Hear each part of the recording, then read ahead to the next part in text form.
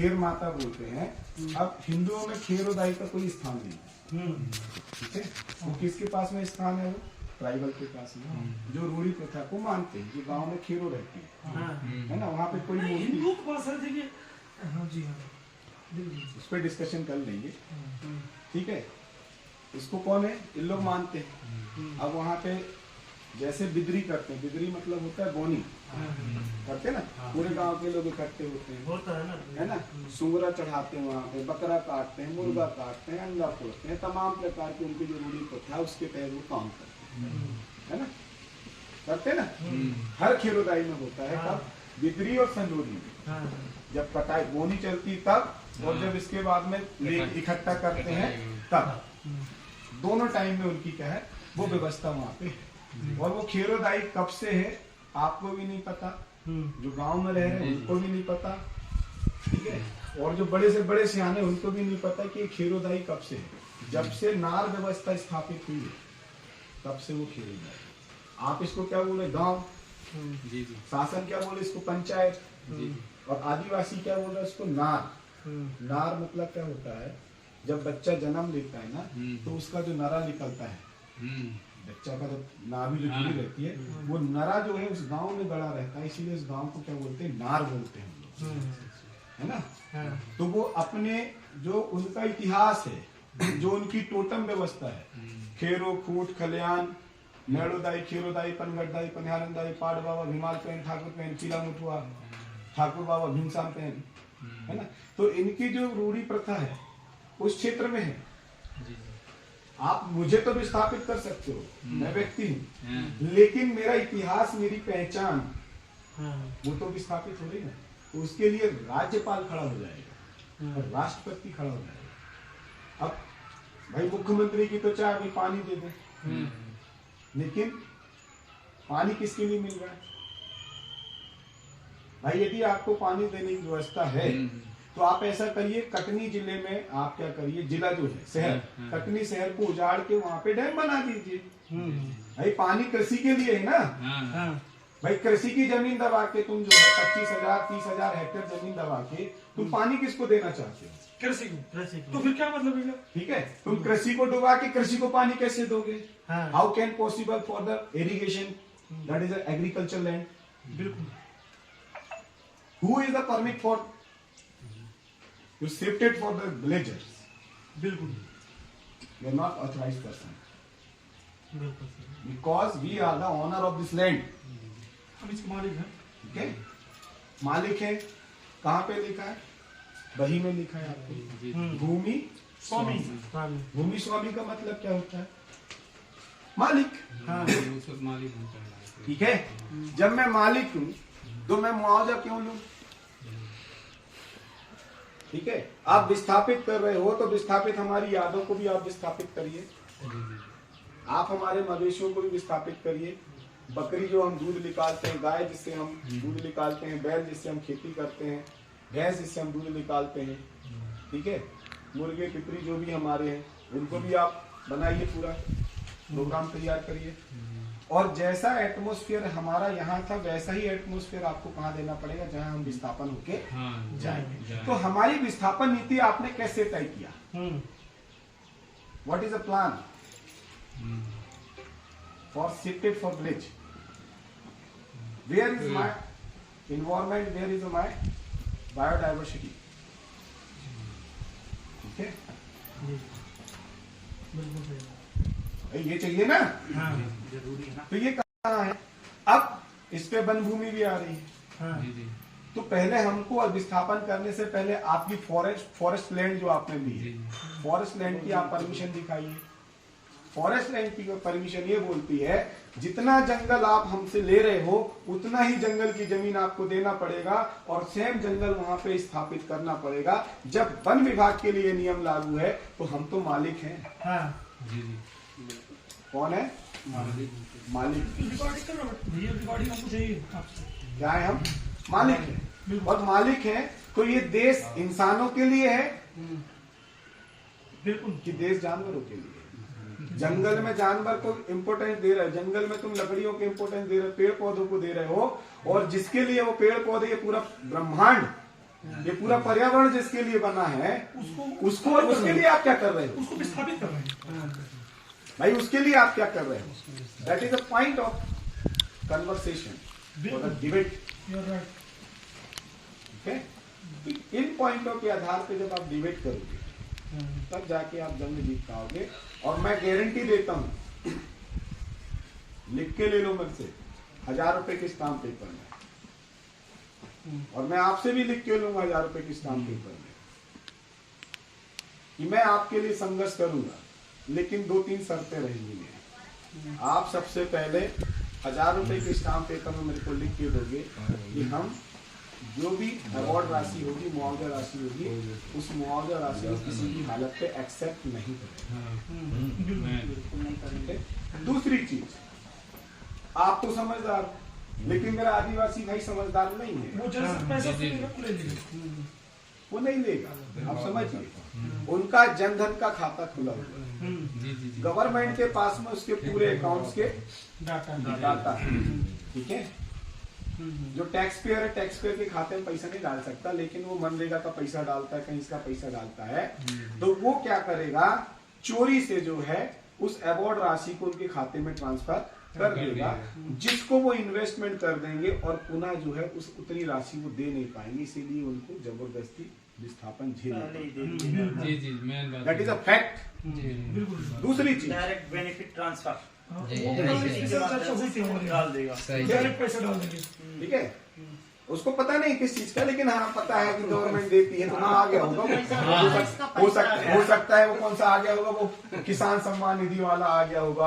हो सकता है कि नरेंद्र मोदी ने बोला था कि 15-15 लाख रुपए वाले, वही तो नहीं आ रहे हैं। चलो मैन वही है, लोग सब खर्च कर देंगे, पता ही नहीं चल पाएगा।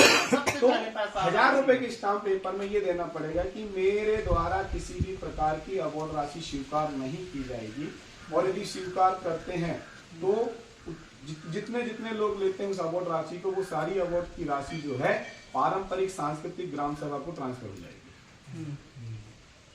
क्यों होगी, मैं ऐसा क्यों बोल रहा हूँ?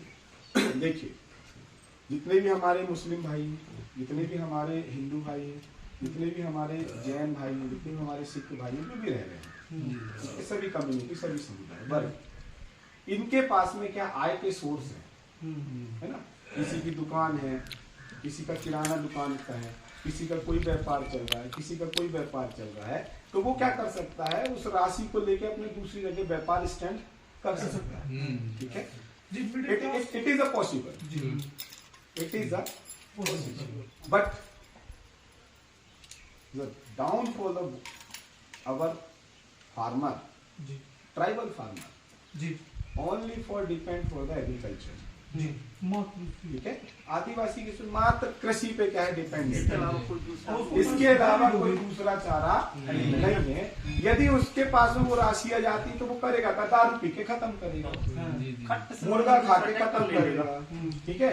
ट्रैक्टर वैक्टर जो भी रहेगा, जो भी एनीथिंग जो उसके शौक की चीज है, वो सब उठा के उसको खत्म कर देगा। लेकिन आप देखिएगा, एवरी पुनरावास जो नीति बनती है, ठीक है, तो जो भी पुनरावास नीति बनती है, पुनरावास नीति में ये होता है कि जिसका भी आप पुनरावास कर रहे हो, उसका आने वाले समय में उसका क्या होना चाहिए, डेवलपमेंट होना चाहिए। जो राशि उनको मिल रही है, उस राशि को कैसे होना चाहिए, डबल होना चाहिए, ठीक है।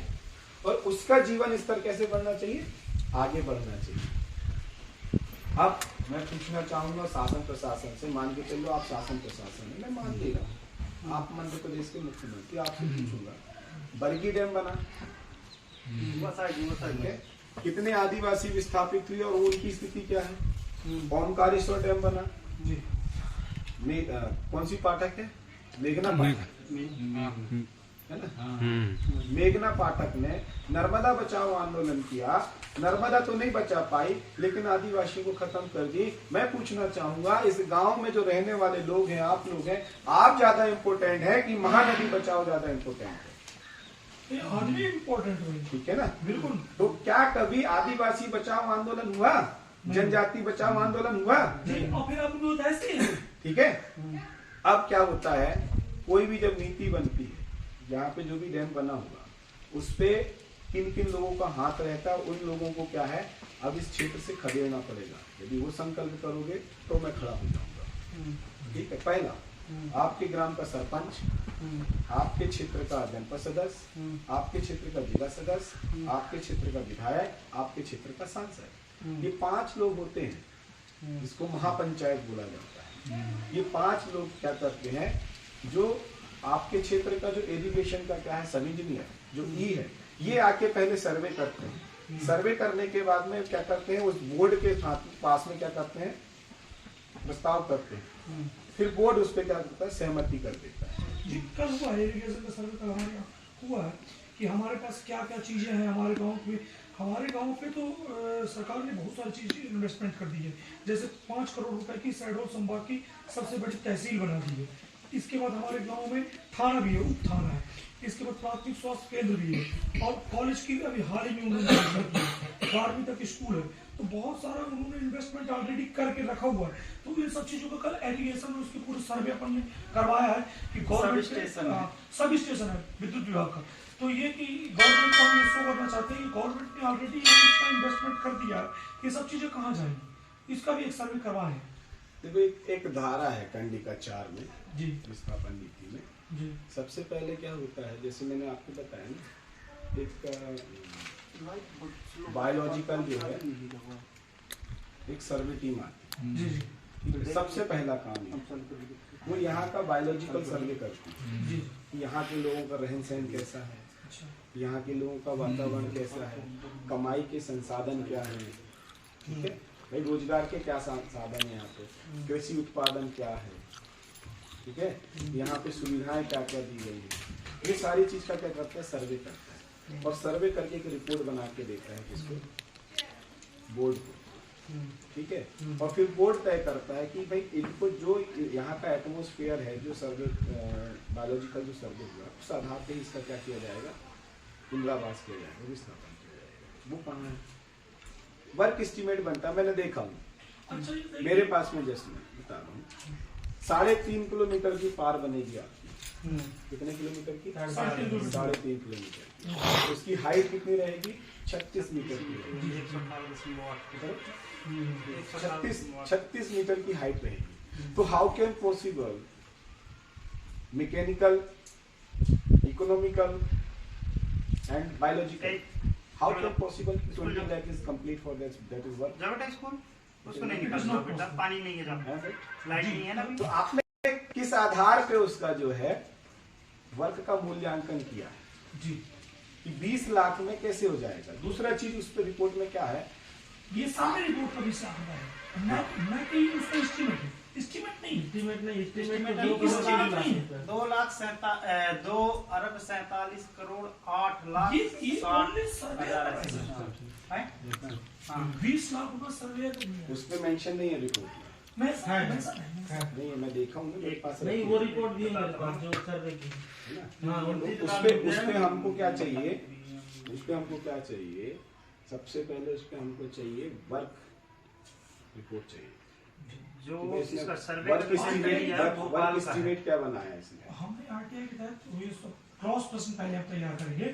वर्क एस्टीमेट निकाल के आप निकलवाइए कि भाई वर्क एस्टीमेट क्या निकाला है। ठीक है, दूसरा चीज, ये सारी चीजें तो गौण है, तो भाई काम करने वाले के लिए सबसे पहला चीज है कि भाई हमारे लिए पुनरावास की क्या योजना आपने बनाई है, कहाँ पुनरावास करोगे। पुनरावास में 2 चीजें होती है, ठीक है, यदि ये डूब की जमीन, मान के चलो आप लोग बैठे हो, ये जमीन पूरी डूब की है, मेरी 10 एकड़ जमीन यहाँ पे डूब रही है, तो जहां जहां ये पानी जाएगा नहर के माध्यम से उस क्षेत्र में मेरे को 5 एकड़ जमीन दिया जाना चाहिए। अच्छा, पुनर्वास की ये हो भाई जो कृषि जमीन मेरी डूबी है, मेरा हाथ जोड़ के नहीं, कुछ चीज मुझे चाहिए आपसे डॉक्यूमेंट्स। खंडिका 4 चाहिए मेरे को, पुनर्वास की पूरी स्थिति, मतलब आपके पास आप LLB हो जो भी हो, मैं आपका एजुकेशन तो नहीं जानता हूँ, पर मुझे मतलब व्हाट्सएप के थ्रू ये चाहिए पुनरावास की और इसकी विस्थापन की नीति मुझे चाहिए जो हम उसको पढ़ेंगे ताकि आपको लड़ाई लड़ने में आसानी हो। और तीसरा ये जो डे में बनता है, इसके लिए उन्होंने रिक्वायर्ड डॉक्यूमेंट्स उन्होंने क्या क्या कंप्लीट किए क्या नहीं किए वो चाहिए। 3 चीज मुझे आपसे चाहिए। और उसका वो बढ़िया नॉलेज है, बहुत बेहतरीन। हाँ जी, मैं आपके लिए आंदोलन करूंगा बोल रहा हूँ, जी जी, है ना। आपको इसकी किसी चीज की जरूरत नहीं है, आपको मात्र दो चीज की जरूरत है, जी जी, ठीक है। किसी भी लड़ाई को लड़ने के लिए चाहिए रहता है फंड, ठीक है। बगैर फंड के कुछ नहीं होना। संभव नहीं है। दूसरा चीज क्या रहता है, एक विचारधारा चाहिए, ठीक है। वो विचारधारा देने के लिए मैं हूँ, क्योंकि मेरे पुरखों ने जल जंगल जमीन की लड़ाई लड़ी है। आज हमारे पास में 1 एकड़ 2 एकड़ जमीन आई है, ठीक है।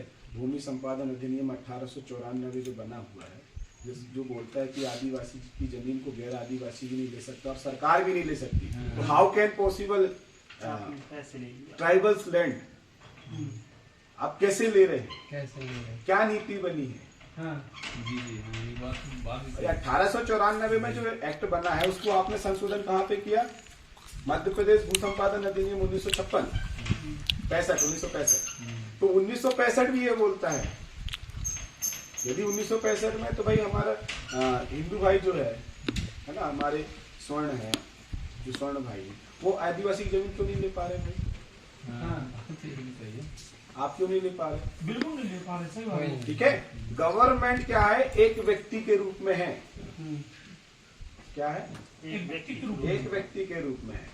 और ट्राइबल लैंड क्या है? ट्राइबल क्या है? मालिक है, ऑनर ऑफ दिस लैंड। मैं नहीं बोल रहा हूँ, 16 जजमेंट है हाई कोर्ट और सुप्रीम कोर्ट के। कितने जजमेंट? 16 जजमेंट। ये 16 जजमेंट बोल रहे हैं। मैं एक छोटा सा जजमेंट बता दे रहा हूँ। 1997 का समता जजमेंट, 1997 का समता जजमेंट बोलता है कि ट्राइबल इज नॉट हिंदू, ठीक है। ट्राइबल इज नॉट हिंदू, ठीक है।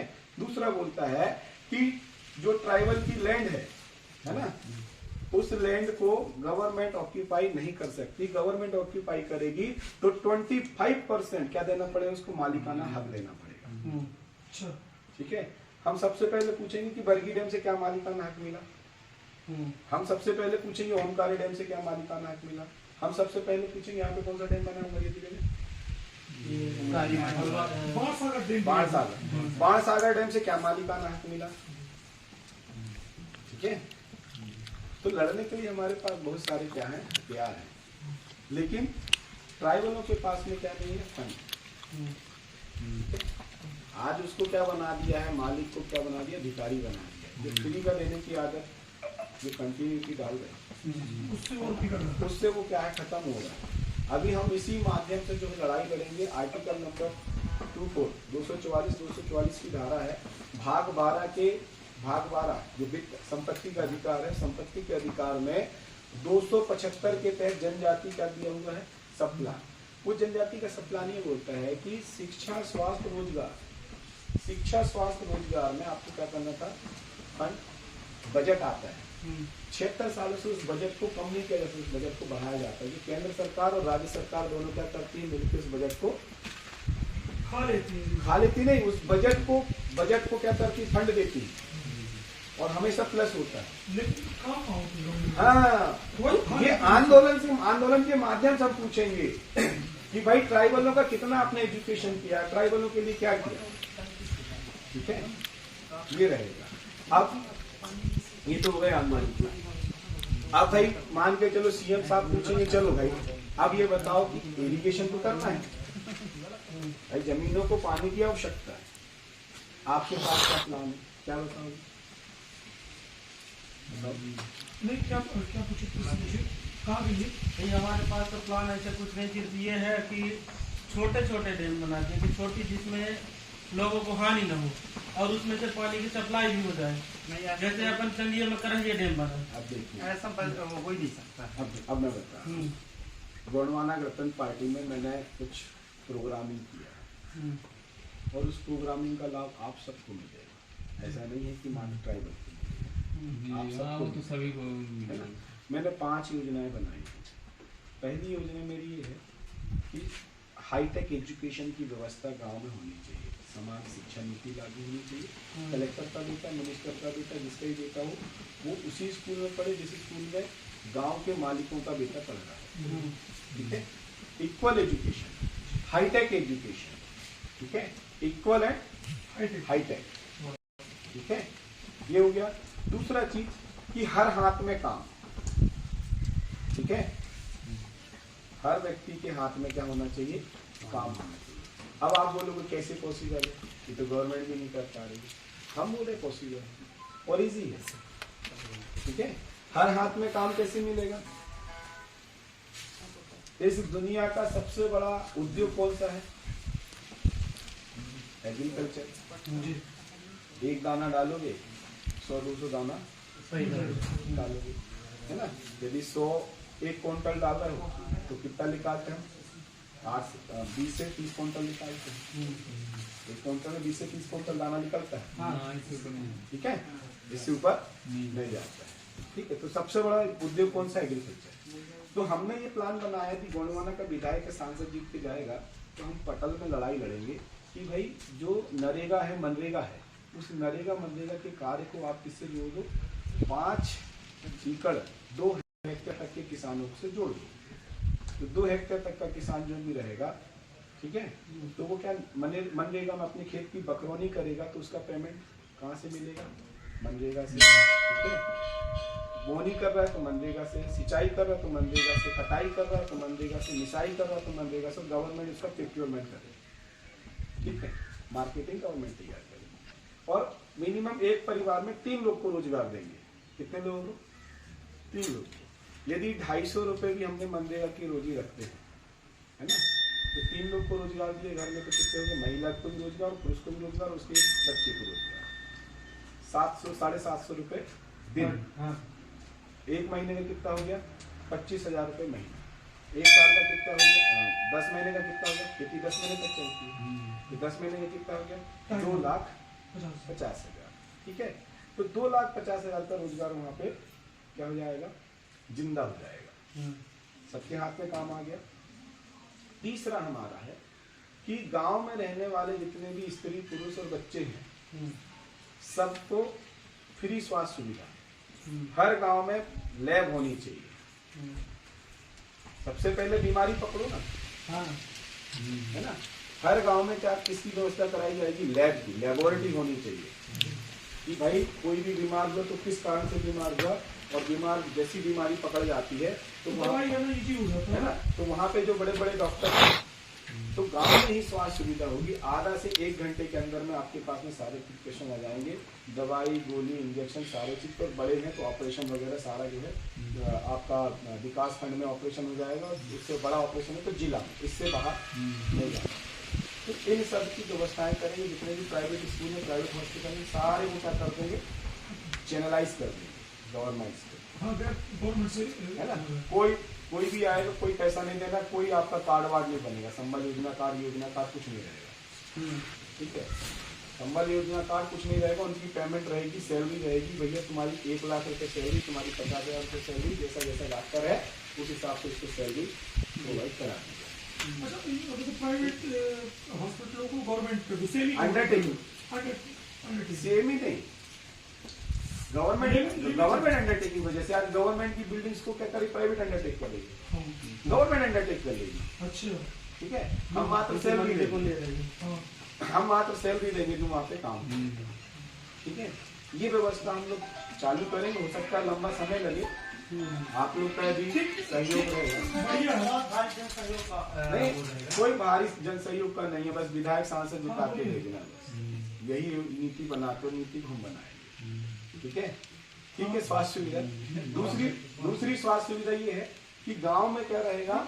जो मवेशियां है हमारी, बकरी है, गाय है, भैंस है, इसके लिए वेटनरी सुविधा।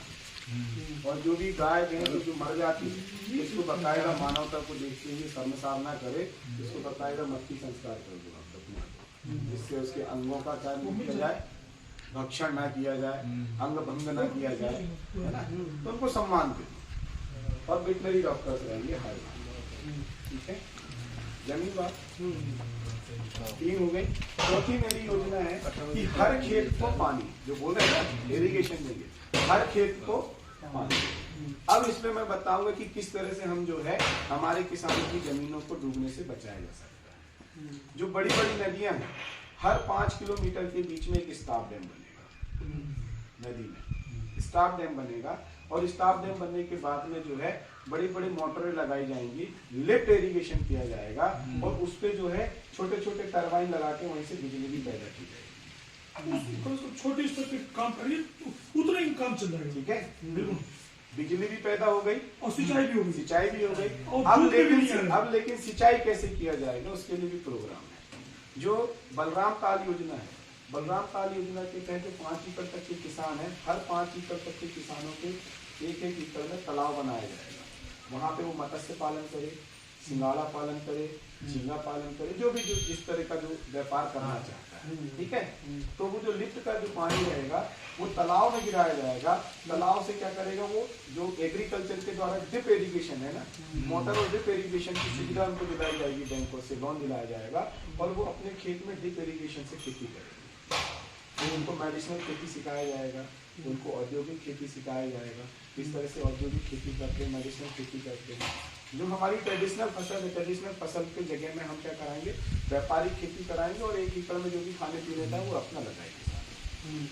ऐसा हम किसान के लिए करेंगे। तो जो मत्स्य पालन भी करेंगे तो 10 लाख रुपए साल का आराम से कमाते हैं और अपनी खेती से तो वो अलग कमा लिए जो भी क्रॉप है।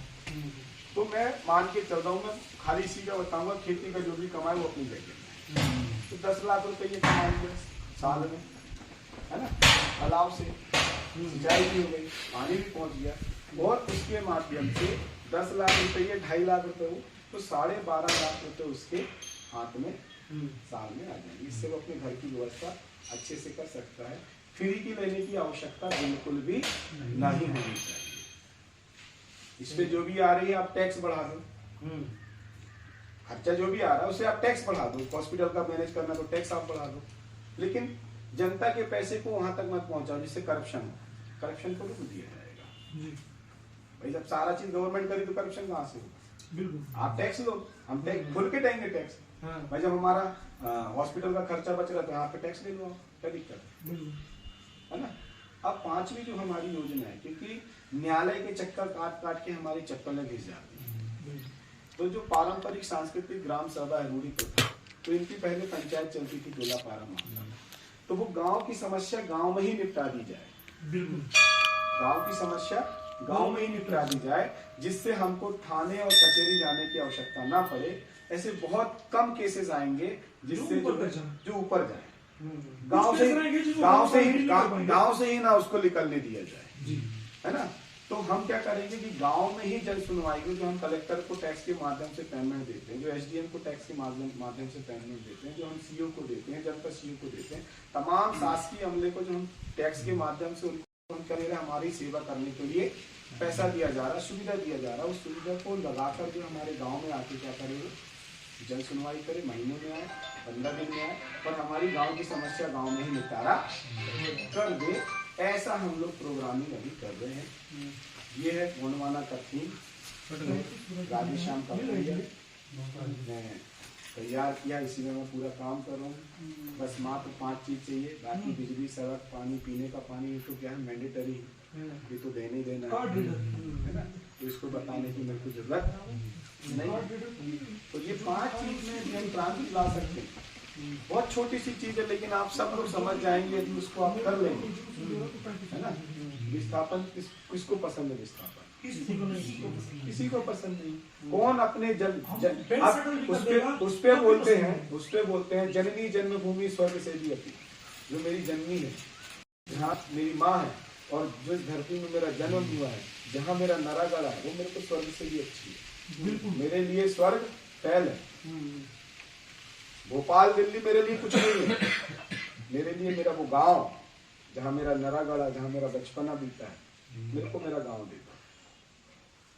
तो मुझे मेरे गांव से नहीं जाना है।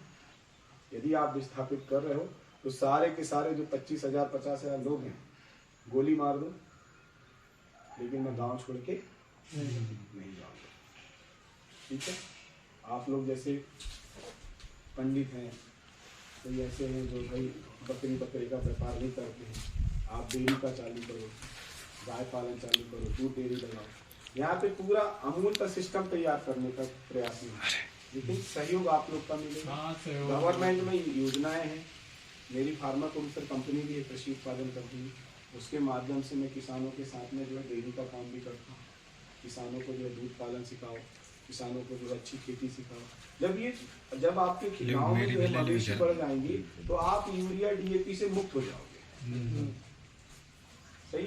जी, मवेशियों को कम कर दिया गया है और किसान मवेशियों को कम नहीं किया गया है, हमको उसका मशीन का यूज ज्यादा यूज हो रहा है। नहीं, हमको उसका उपयोग नहीं बताया। अपने गांव में इतनी सारी गाय है ना, उनका कोई प्रबंध करता है? उपयोग नहीं बताया ना भाई। हटती जा रही है। दूसरा चीज क्या है, जो भी रास्ते में आप गाय देख रहे हैं ना, ये क्या है, आवारा पशु नस्ल जो होती है ना, जैसे हमको बोलते हैं कि भाई ये ट्राइबल नस्ल है, जनजाति नस्ल है, तो नस्ल अलग होती है। आप गिर गाय रखो, कभी नहीं छोड़ोगे रास्ते में। 20 लीटर 10 लीटर दूध देते इसको छोड़ोगे क्या? साहिवाल गाय रख दो, नहीं छोड़ोगे। मुर्रा भैंस रख दो रास्ते में, कोई भैंस दिखती है रास्ते में? बताओ जरा, रात में निकल देसी भैंस नहीं दिखेगी। कोई दिखती है भैंस? क्यों नहीं दिखती? क्योंकि भाई कमाऊ कूद का सब लोग क्या करते हैं, स्वागत करते हैं। सही बात। कमाऊ कूद का सब लोग क्या करते हैं, स्वागत करते हैं। कोई रात में बकरा बकरी देखना, घूम के मिल जाएगी रास्ते में बैठे हुए। क्यों क्यों नहीं मिलेगी? अरे भाई उनकी कीमत है, उनकी वैल्यू है। उनकी वैल्यू है। मुर्गा मुर्गी तुमको रास्ते में खुले नहीं मिलेंगे, उनकी वैल्यू है। जी। लेकिन इन आवारा गाय हैं, क्या है ये? आवारा गाय। तो इनको हम ऐसा प्रोग्राम बनाएंगे कि इनको जो है एक बाड़े में रख के इनकी नस्ल सुधार दी जाए। जी। इन आवारा गायों से गिर पैदा करवा दिया जाए, थार पार कर पैदा करा दिया जाए, साहिवाल पैदा करा दिया जाए, और फिर उस नस्ल को डेवलप करोगे तो दूध का सबसे बड़ा उत्पादन भारत देश में 100% दूध में से मात्र 17% दूध उत्पादन हो रहा है, जिसमें जो है बाकी जो दूध आ रहा है वो मिलावटी आ रहा है। अच्छा, नस्ल कन्वर्जन ये पॉसिबल है क्या? इजी है, क्यों नहीं? मतलब रिप्रेजेंट पद्धति से हाँ भाई, हो सकता है। हो सकता नहीं, हो रहा है, ऐसा हो रहा है। लेकिन मतलब नॉर्मल गाय है, हाँ। और उसके साथ अगर दूसरे हाँ। नस्ल के वो हाँ। तो मतलब कृत्रिम गर्भाधान क्या है? यही तो है कृत्रिम गर्भाधान। अच्छा, भाई कृत्रिम गर्भाधान यही है। और कृत्रिम गर्भाधान नहीं भी करना है तो आप एक बाड़ा बना लो, वहाँ पे एक बुल रख दो गिर का, है, और इन्हीं गाय को रख दो। एक पीरियड ऐसा आता है ना, कि भाई जब गाय उस एटमोस्फेयर में आती है, उसके हार्मोन्स चेंज होते हैं, तो वो बैल के संपर्क में आएगी, हाँ। तो उसका ब्रीड चला जाएगा। हाँ।